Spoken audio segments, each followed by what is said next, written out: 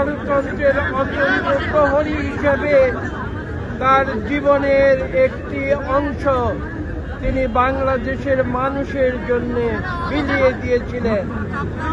আপনারা জানেন 1982 সালে শহীদ প্রেসিডেন্ট জিয়া রহমানের তিরোধানের পরে রাজপথে নেমে এসেছিলেন দেশনেত্রী বেগম খালেদা জিয়া গণতন্ত্রের সৈনিক হিসেবে। তিনি রাজপথে ছিলেন, তিনি সম্মুখের দরজা দিয়ে রাজনীতিতে প্রবেশ করেছিলেন। তিনি অন্যায়ের সঙ্গে কোনোদিন আপোষ করেননি, তাই নীতির প্রশ্নে তিনি ছিলেন আপোষহীন। তার উপরে জুলুম হয়েছে, নির্যাতন হয়েছে, কিন্তু কোনোদিন তিনি অন্যায়ের কাছে মাথা নত করেননি, আপোষ করেননি। তিনি যুদ্ধ করেছেন, তিনি রাজপথে যুদ্ধ করেছেন।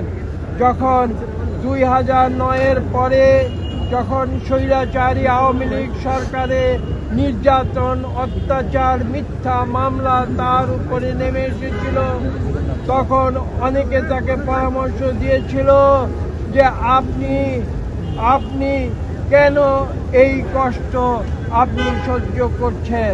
তিনি বলেছিলেন যে আমি ন্যায়ের জন্য, আমি সত্যের জন্য আমি যুদ্ধ করছি, আমি সংগ্রাম করছি বাংলাদেশের মানুষের জন্য, আমি সংগ্রাম করছি বাংলাদেশের গণতন্ত্র পুনঃপ্রতিষ্ঠার জন্য।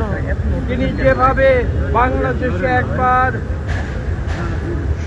সেনা শাসন থেকে অব্যাহতির জন্যে এদেশে যুদ্ধ করে পার্লামেন্টারি গণতন্ত্র ফিরিয়ে এনেছিলেন, ঠিক একইভাবে পরবর্তীতে 2024-এর ছাত্র জনতার আন্দোলনের পূর্ব মুহূর্ত পর্যন্ত তিনি গণতন্ত্রের জন্য সংগ্রাম করে গিয়েছেন স্বৈরাচারী আওয়ামী লীগ সরকারের বিরুদ্ধে।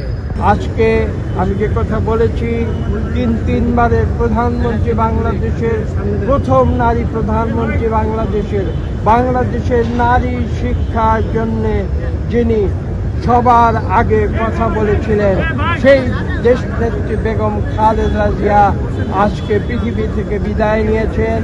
আমরা বিশ্বাস করি বাংলাদেশের মানুষ চিরদিন তাকে স্মরণ রাখবে। খবরের কাগজ, নিখাত, নির্ভীক, নিরপেক্ষ।